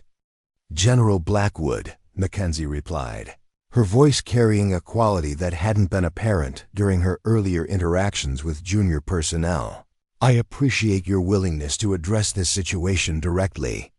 However, I think there's been a fundamental misunderstanding about my status and the nature of my business here." The statement contained implications that immediately captured the attention of everyone present in the conference room. Mackenzie's tone had shifted from the deferential courtesy she had displayed with enlisted personnel to something approaching peer-level communication with senior command authority. Blackwood leaned forward in his chair, his expression reflecting growing interest in what Mackenzie might reveal about her true background and the complications her presence had created for his base operations. "Ms. Mackenzie, I'm listening. Please explain exactly what misunderstanding you believe has occurred." Mackenzie reached into her messenger bag and produced a small black device that none of the personnel present had seen before. The device was roughly the size of a credit card, but significantly thicker, with a metallic surface that seemed to shimmer with embedded electronics and a small display screen that remained dark until Mackenzie placed her thumb on what appeared to be a biometric scanner. "General," Mackenzie said quietly, "I think this will clarify my authorization and explain why your standard verification procedures haven't been adequate for determining my clearance level." She extended the device toward Blackwood, who accepted it with obvious curiosity about its purpose and significance. The device felt heavier than its size suggested, and Blackwood could see sophisticated electronics embedded beneath its surface that indicated manufacturing standards associated with specialized government equipment rather than civilian technology. Small indicator lights began flashing in patterns that suggested active communication with remote systems. "What exactly is this device?" Blackwood asked, studying the unfamiliar technology with the kind of professional interest that characterized his approach to all new developments that might affect base operations. Mackenzie's answer would shatter every assumption Fort Morrison's command staff had made about her background, clearance level, and authority to access classified facilities. "It's a biometric authorization device for classified programs that operate above conventional military security levels. Your base security system should have scanners capable of reading the authorization codes it contains." The statement created immediate tension in the conference room as personnel contemplated the implications of technology and clearance levels that existed beyond their current understanding of military security hierarchies. Programs that operated above conventional security levels represented exactly the kind of classified operations that could create administrative nightmares for base commanders who weren't prepared to handle such complications. Lieutenant Colonel Morrison, whose intelligence background included exposure to various classified programs and special access requirements, recognized the device as something associated with government operations that existed at the very edges of official acknowledgement. His expression reflected growing concern about the possible ramifications of Mackenzie's true status and clearance level. "General," Morrison said carefully, "if that device contains the kind of authorization Miss Mackenzie is suggesting, we may need to contact significantly higher levels of command to properly verify her clearance and determine appropriate protocols for handling her presence here." Blackwood studied the device more carefully, noting details that suggested manufacturing sophistication associated with specialized government contractors rather than standard military equipment suppliers. The implications of Mackenzie possessing such technology were beginning to create questions about whether Fort Morrison's standard security procedures were adequate for handling her case. The decision to subject Mackenzie's authorization device to Fort Morrison's most advanced biometric scanning systems would prove to be the moment when everything the base's command structure believed about military hierarchy and security clearances was turned completely upside down in ways that would require immediate contact with Pentagon-level authorities to properly address. The scanning process that followed would reveal clearance levels and authorization codes that shouldn't have existed according to Fort Morrison's understanding of military security hierarchies, forcing General Blackwood to confront the possibility that he had been denying access to someone whose authority might actually exceed his own in ways that would transform his understanding of who really controlled access to the nation's most classified programs. The biometric scanner in Fort Morrison Secure Conference Room represented the latest advancement in military identification technology, capable of processing clearance levels and authorization codes from every known government security system. The device had been installed as part of a recent upgrade to base security infrastructure, though none of the personnel present had ever seen it used for anything more complex than routine identity verification for classified briefings. When General Blackwood placed Mackenzie's authorization device against the scanner's interface, the initial response was a series of soft electronic tones that indicated successful connection with remote authentication databases. However, instead of the immediate clearance confirmation that characterized normal security processing, The scanner began displaying a sequence of warning messages that none of Fort Morrison's personnel had ever encountered. Special access required. The first message read, followed by compartmented program authorization detected, and finally, command level verification necessary. The display continued cycling through security warnings while simultaneously initiating communication. Protocols with authentication systems that existed far beyond Fort Morrison's normal operational requirements. Lieutenant Colonel Morrison, who possessed more experience with classified program verification than anyone else present, found himself confronting authentication responses that challenged his understanding of how military security clearances were structured and administered. The warning messages suggested clearance levels that operated outside normal military hierarchies, requiring verification procedures that he had never encountered during his intelligence career. "General," Morrison said slowly, his voice carrying obvious uncertainty about the implications of what the scanner was revealing, "these authentication codes are referencing programs that I don't have access to verify. The clearance level being indicated exceeds anything in my experience with classified operations." The scanner's display suddenly changed to show a new message that would transform everyone's understanding of Mackenzie's true status and authority. Verification complete, clearance level cosmic authorized for all programs, command override enabled. The authentication was followed by a series of alphanumeric codes that extended far beyond anything Fort Morrison's personnel had seen in their previous interactions with classified program authorizations. General Blackwood stared at the scanner display with the expression of someone whose fundamental understanding of military security had just been completely invalidated. Cosmic clearance levels were theoretical constructs that he had heard mentioned in advanced command courses but had never encountered in operational environments.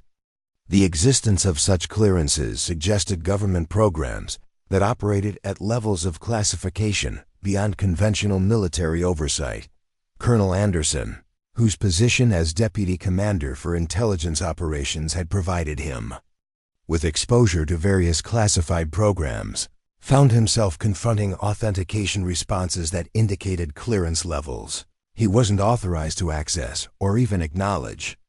The implications of Mackenzie possessing such authorization created questions about which government agencies controlled the programs she was apparently associated with. "Ma'am," General Blackwood addressed Mackenzie with a tone that carried significantly more respect than had characterized any previous interactions between Fort Morrison personnel and their unexpected visitor. "I believe I owe you an apology. Your clearance level appears to exceed my authority to verify or question, and I'm beginning to understand that we may have made serious errors in our handling of your visit." Mackenzie's response demonstrated the graciousness that distinguished truly exceptional people from those who simply possessed impressive credentials. "General, no apology is necessary. Your security procedures are exemplary, and your personnel have been consistently professional throughout this situation.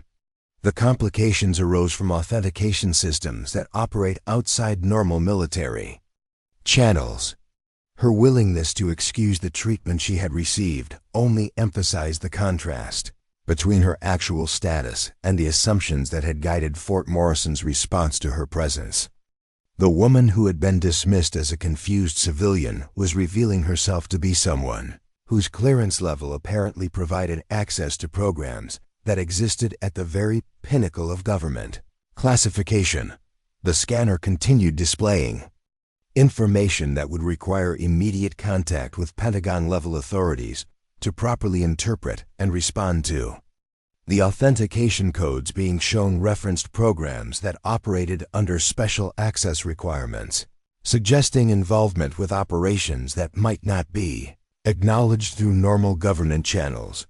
Lieutenant Colonel Morrison activated the secure communication system that connected Fort Morrison to higher military commands, initiating contact with authorities who possessed the clearance levels necessary to provide guidance about handling personnel with cosmic level authorization. His conversation with Pentagon officials would soon reveal that Mackenzie's situation involved complexities that extended far beyond base-level administrative procedures. "General," Morrison reported after completing his communication with higher authorities, "I've been instructed to inform you that Ms. Mackenzie's authorization is legitimate and that her access to Fort Morrison's facilities should be granted immediately. Additionally, I've been directed to provide her with any support or assistance she requires during her visit." The instruction represented a complete reversal of the morning's command decisions and required Blackwood to acknowledge that his assessment of Mackenzie's situation had been fundamentally incorrect. Military leadership demanded the ability to admit errors and adjust course when new information contradicted previous decisions.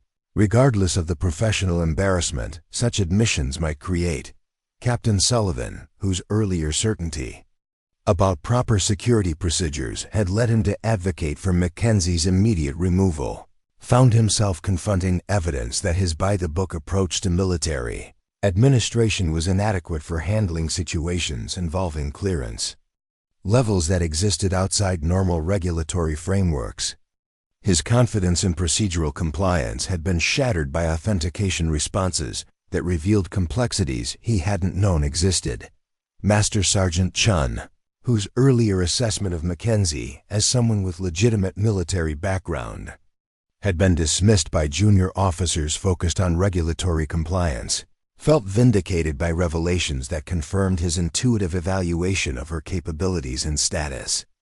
His 22 years of military experience had provided him with assessment skills that proved more accurate than formal verification procedures. "Ma'am," General Blackwood continued, "I would appreciate any guidance you can provide about how we should have handled this situation differently. Your experience with these clearance levels might help us improve our procedures for future encounters with personnel operating under similar authorization."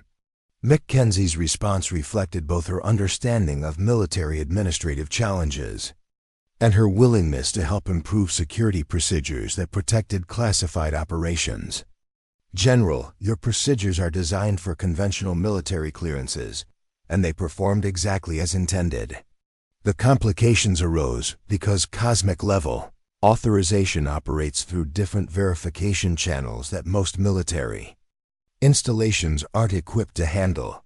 Her explanation provided context that helped Fort Morrison's command staff understand why their standard security procedures had proven inadequate for determining her actual status and clearance level.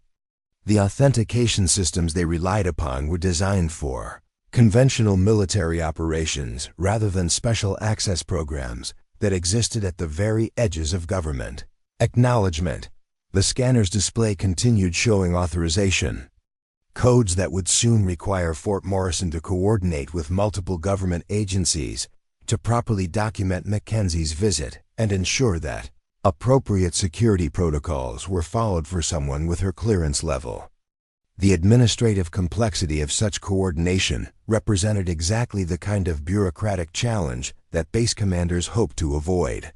Staff Sergeant Rodriguez, who had made the decision to transport Mackenzie back to Fort Morrison when her vehicle failed, found herself credited with preventing a significant security oversight that could have had serious consequences if someone with cosmic-level clearance had been left stranded on public highways without appropriate military assistance. Colonel Anderson approached Mackenzie with obvious curiosity about the nature of her business at Fort Morrison and the classified programs that might require someone with her extraordinary clearance level to visit his intelligence operations.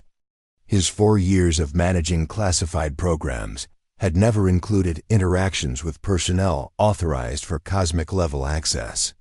"Ms. Mackenzie," Anderson said respectfully, "I would be honored to provide whatever support your mission requires. However, I'm uncertain about the appropriate protocols for coordinating with someone operating under your level of authorization." Mackenzie's answer would provide the final piece of information necessary to understand why her visit to Fort Morrison had created such unprecedented administrative complications and why her authorization existed at levels that exceeded normal. Military security hierarchies. Colonel Anderson, Mackenzie replied, I'm here to conduct a security assessment of Fort Morrison's classified programs as part of a Pentagon initiative to evaluate the effectiveness of base-level security procedures. Your installation was selected for this assessment because of its reputation for operational excellence and adherence to proper protocols. The revelation that Mackenzie's visit represented an official security assessment explained why her authorization operated at levels that exceeded Fort Morrison's ability to verify through normal channels. Security assessments of classified programs required clearance levels that provided access to all operational information, regardless of its classification level or special access requirements. General Blackwood realized that his base had just undergone the kind of comprehensive security evaluation that could significantly impact Fort Morrison's future mission assignments and operational responsibilities. The quality of their response to Mackenzie's assessment would be documented in reports that reached the highest levels of military and civilian command authority. The morning's events would soon be analyzed as a case study in the importance of maintaining proper procedures while simultaneously recognizing when situations exceeded normal administrative categories. Mackenzie's assessment would ultimately commend Fort Morrison's security consciousness, while recommending improvements in procedures for handling personnel with extraordinary clearance levels. The woman who had arrived in a deteriorating Honda Civic had completed one of the most thorough security assessments in Fort Morrison's history, demonstrating that effective evaluation sometimes required approaches that challenged conventional assumptions about authority, capability, and the relationship between appearance and actual qualifications. The immediate aftermath of Mackenzie's revelation transformed Fort Morrison's administrative complex into a hub of activity that resembled crisis management more than routine base operations. Personnel who had been involved in the morning's events found themselves summoned to emergency briefings, security debriefings, and administrative reviews that would determine how the base's response to Mackenzie's assessment would be documented in official reports reaching the Pentagon and beyond. General Blackwood's first priority involved damage control measures designed to minimize the negative implications of Fort Morrison's initial failure to recognize Mackenzie's extraordinary clearance level and legitimate authority. His 30 years of military leadership had taught him that honest acknowledgement of errors, combined with immediate corrective action, typically produced better outcomes than attempts to rationalize or minimize administrative failures. Ladies and gentlemen, Blackwood addressed his senior staff in an emergency command meeting. This morning's events have provided us with valuable lessons about the limitations of our current security verification procedures and the importance of maintaining flexibility when dealing with situations that exceed our normal operational parameters. His tone carried the kind of professional accountability that characterized effective military leadership during challenging circumstances. Rather than assigning blame to subordinate personnel who had followed established procedures, Blackwood focused on systemic improvements that would prevent similar situations from developing into administrative failures. Captain Sullivan found himself at the center of a personal transformation that would influence his approach to military leadership throughout his career. The absolute certainty he had displayed about proper procedures and regulatory compliance had been completely undermined by Mackenzie's authentication, forcing him to confront the limitations of theoretical knowledge when applied to real-world complexities. "Sir," Sullivan addressed Colonel Anderson during a private meeting, "I owe you and Ms. Mackenzie a significant apology for my behavior this morning. My rigid adherence to procedures prevented me from recognizing when the situation required more flexible assessment approaches." Anderson's response demonstrated the kind of mentorship that distinguished exceptional officers from merely competent ones. "Captain, your adherence to established procedures was entirely appropriate given the information available to you. The lesson here isn't about abandoning proper protocols. but about recognizing when situations require additional investigation rather than immediate resolution. The guidance provided Sullivan with a framework for understanding how regulatory, compliance, and situational awareness could coexist in effective military leadership. His experience with Mackenzie's case became a foundational element in his development as an officer capable of handling complex administrative challenges with appropriate nuance and flexibility. Master Sergeant Chun received formal recognition for his accurate assessment of Mackenzie's military background and his resistance to premature conclusions about her legitimacy. His 22 years of experience had provided him with intuitive evaluation capabilities that proved more reliable than formal verification procedures, validating the importance of practical wisdom in military decision-making processes. Chun's vindication became a talking point throughout Fort Morrison as personnel discussed the importance of listening to experienced non-commissioned officers whose assessment capabilities had been proven accurate in situations where theoretical knowledge had proven inadequate. His reputation as someone whose opinions deserved serious consideration was permanently enhanced by the morning's events. Staff Sergeant Rodriguez discovered that her decision to transport Mackenzie back to Fort Morrison had prevented what could have become a significant security incident involving someone with cosmic-level clearance being left stranded and unprotected on public highways. Her initiative in recognizing the need for official investigation rather than field resolution earned her commendation from multiple levels of command authority. The recognition Rodriguez received for her proper handling of an unprecedented situation became part of her permanent service record, contributing to accelerated promotion opportunities and selection for advanced training programs that would enhance her career development within military police operations. Sergeant First Class Santos, who had conducted the initial checkpoint processing of Mackenzie's visit, found himself featured in security training materials as an example of how proper procedures should be followed, even when dealing with situations that seemed to defy conventional explanation. His professional courtesy and thorough documentation had provided a foundation for resolving Mackenzie's case once her true status was revealed. The documentation Santos had prepared during Mackenzie's initial processing became part of the official record that demonstrated Fort Morrison's commitment to proper security procedures, even when those procedures initially proved inadequate for handling personnel with extraordinary clearance levels. Mackenzie's security assessment of Fort Morrison ultimately resulted in commendations for the base's overall security consciousness and adherence to proper protocols, while recommending specific improvements in verification procedures for personnel operating under special access authorizations. Her report praised the professionalism displayed by Fort Morrison's personnel throughout the challenging circumstances of her visit. The assessment documented how Fort Morrison's security procedures had functioned exactly as designed for conventional military operations, while identifying areas where additional training and equipment upgrades could improve the base's ability to handle personnel with clearance levels that existed outside normal military hierarchies. Colonel Anderson implemented new training programs for his intelligence personnel that included education about special access programs and the authentication procedures required for personnel operating under cosmic-level clearances. The training was designed to ensure that future encounters with extraordinary authorization would be handled more effectively from initial contact through final resolution. Anderson's training initiatives became models for other military installations facing similar challenges in verifying personnel whose clearance levels exceeded conventional military security categories.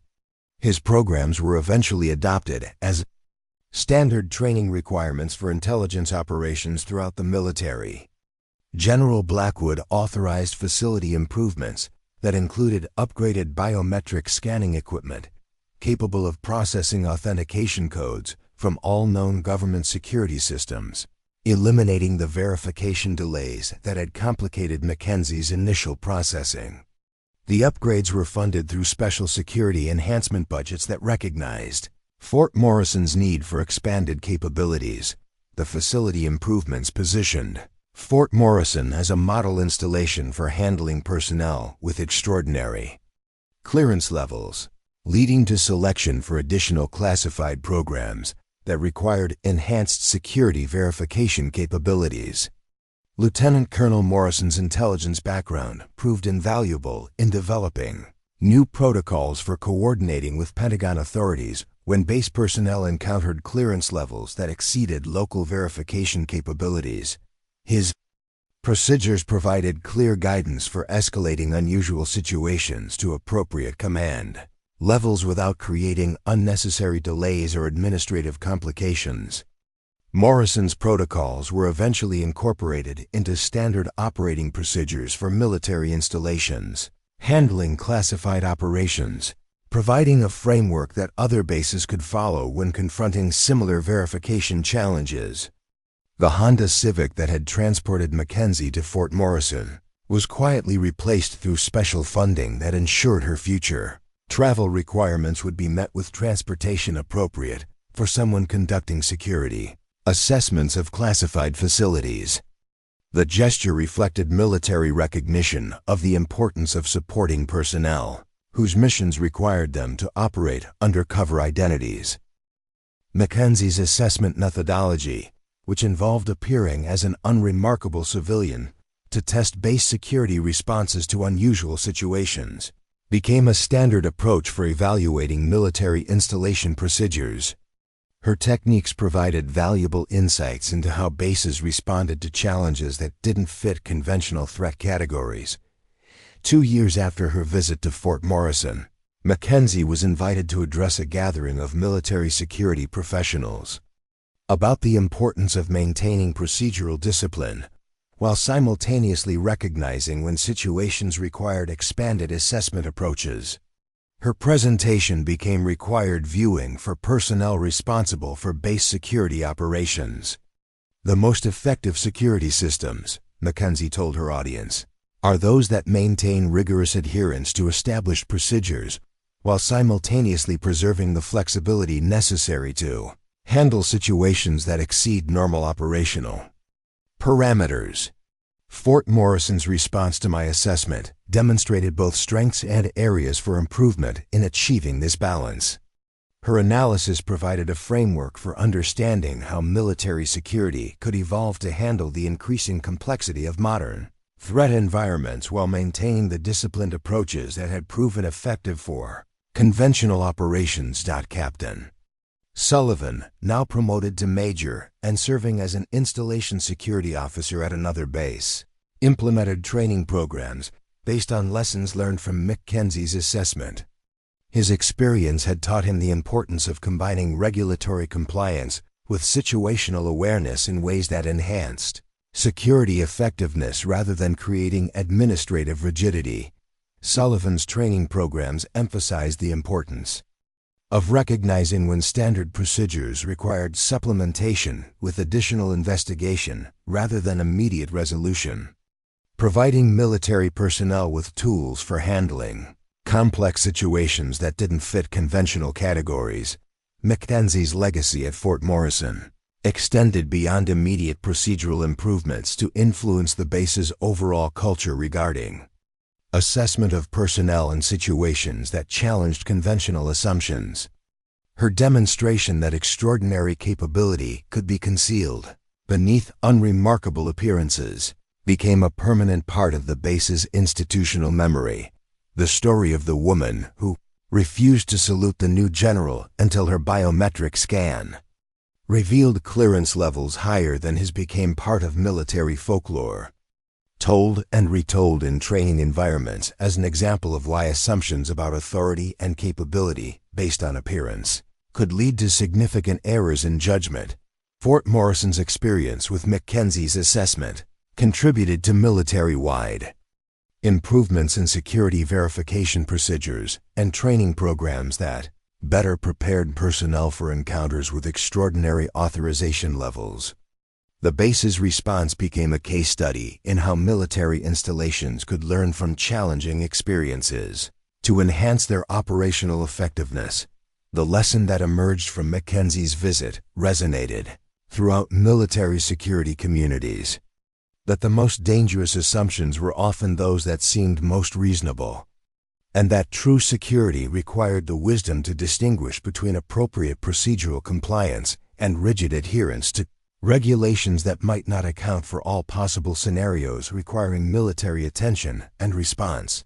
5 years after Mackenzie's transformative visit to Fort Morrison, the ripple effects of her security assessment continued to influence military operations across multiple branches of the armed services.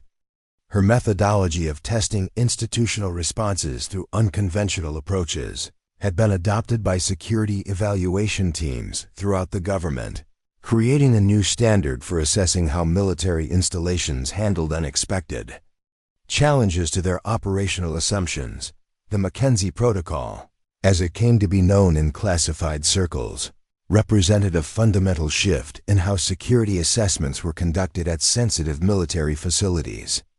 Rather than announcing formal inspections that allowed installations to prepare carefully orchestrated responses, the new approach involved personnel with extraordinary clearances, appearing as unremarkable civilians to test whether base security procedures could effectively identify and properly handle individuals whose authority exceeded normal verification capabilities.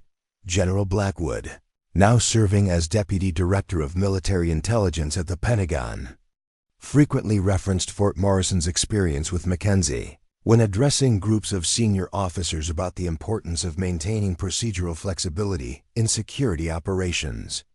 His presentation materials included detailed analysis of how rigid adherence to regulations, while generally appropriate, could create vulnerabilities when dealing with situations that exceeded standard operational parameters.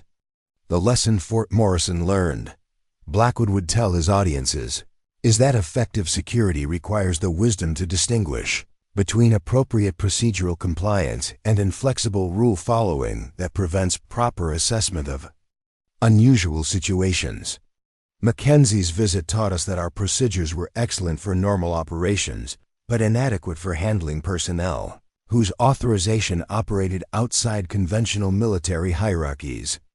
The educational impact of Fort Morrison's experience extended beyond military security into academic institutions, where Mackenzie's case study was analyzed in courses on organizational behavior, leadership under uncertainty, and the psychology of assumption-based decision-making. Business schools used her assessment as an example of how established institutions could learn from challenging experiences that initially appeared to represent failures. Colonel Anderson, promoted to brigadier general and commanding his own intelligence installation, implemented comprehensive training programs that used Mackenzie's visit as a foundation for teaching subordinate personnel about the importance of combining regulatory discipline with situational awareness. His programs became models for other military facilities facing similar challenges in preparing personnel for encounters with extraordinary authorization levels. Anderson's training methodology emphasized role-playing exercises where personnel practiced responding to situations involving individuals whose appearance and documentation didn't match their actual authority or clearance levels. These exercises helped military personnel develop the assessment skills necessary to recognize when standard procedures required supplementation with additional investigation rather than immediate resolution. Major Sullivan, now serving as Chief of Security Operations at a classified research facility, had built his career on lessons learned from his initial encounter with Mackenzie. His approach to security management reflected a sophisticated understanding of how procedural compliance and flexible assessment could coexist in effective military operations, making him one of the most respected security officers in his field. Sullivan's reputation for handling complex security situations with appropriate nuance had led to assignments at facilities that required coordination with multiple government agencies and civilian contractors, whose authorization levels often exceeded normal. Military verification capabilities. His experience with Mackenzie's case provided him with frameworks for managing such complexity effectively. The Honda Civic that had transported Mackenzie to Fort Morrison was eventually donated to a Veterans Assistance Program, where it served as transportation for disabled veterans attending medical appointments and benefits counseling sessions. The irony that the deteriorating vehicle had carried someone with cosmic level clearance became part of the folklore surrounding military service and the importance of not judging capability by appearances. Mackenzie herself continued conducting security assessments at classified facilities throughout the government, though her methods evolved to incorporate lessons learned from her experiences at installations like Fort Morrison. Her reports consistently emphasized the importance of maintaining security consciousness while preserving the flexibility necessary to handle situations that challenged conventional assumptions.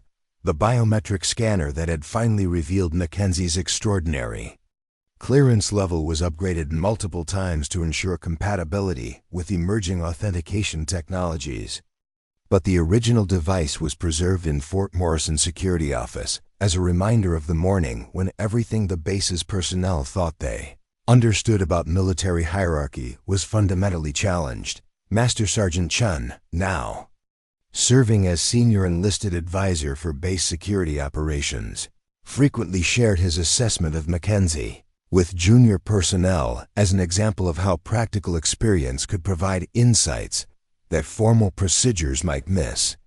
His emphasis on trusting professional instincts while maintaining regulatory compliance became a cornerstone of security training programs. Throughout his command, Chun's reputation for accurate assessment of personnel and situations had led to consulting roles with multiple government agencies seeking to improve their evaluation procedures for individuals operating under special access authorizations. His practical wisdom about recognizing capability concealed beneath unremarkable appearances became highly valued expertise.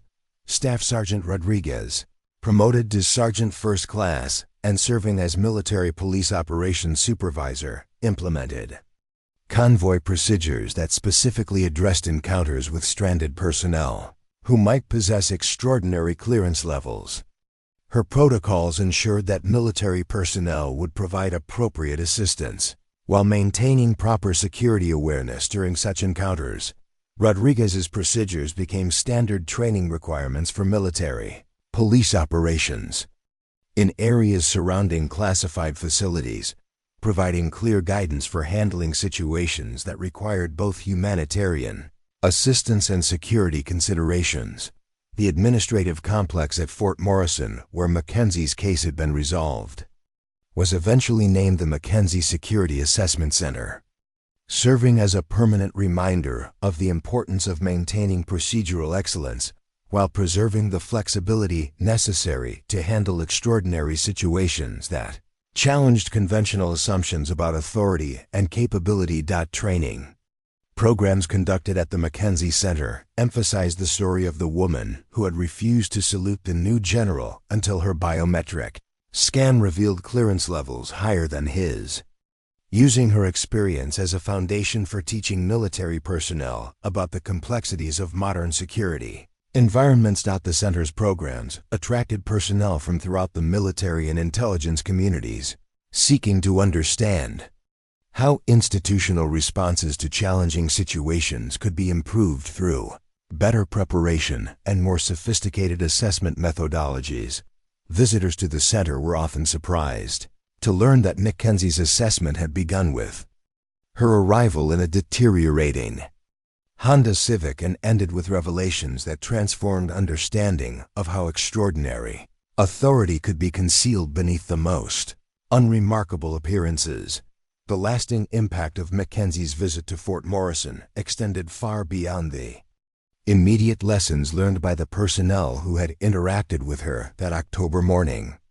Her demonstration that assumptions about capability based on appearance could lead to significant errors in judgment became part of military culture.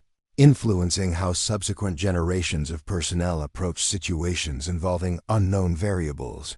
Years later, when military personnel encountered individuals whose appearance didn't match their apparent authority or whose documentation seemed inadequate for their claimed purposes, many remembered the story of Rebecca Mackenzie and approached such situations with the kind of thoughtful assessment that had eventually revealed her extraordinary clearance level and legitimate authority. The woman who had appeared to be a confused civilian seeking directions had actually been conducting one of the most comprehensive security evaluations in Fort Morrison's history, proving that effective assessment sometimes required approaches that challenged every assumption about who belonged within the nation's most classified facilities and who possessed the authority to evaluate their security effectiveness. Mackenzie's legacy lived on in the countless military personnel who learned from Fort Morrison's experience that true security required not just procedural discipline, but the wisdom to recognize when situations exceeded normal operational parameters and demanded the kind of flexible response that could distinguish between genuine threats and extraordinary authority concealed beneath deceptively ordinary appearances. Have you ever encountered someone who completely defied your initial assumptions? Share your stories in the comments below about times when appearances were deceiving and first impressions proved totally wrong. Mackenzie's incredible story reminds us that extraordinary people often hide in plain sight, and the most powerful lessons come from keeping an open mind. If this amazing tale of hidden authority and military protocol inspired you, smash that subscribe button and ring the notification bell so you never miss our incredible stories of ordinary people doing extraordinary things. What other military mysteries and classified revelations would you like us to explore next? Let us know in the comments. And don't forget to like this video if Mackenzie's story left you as amazed as the personnel at Fort Morrison.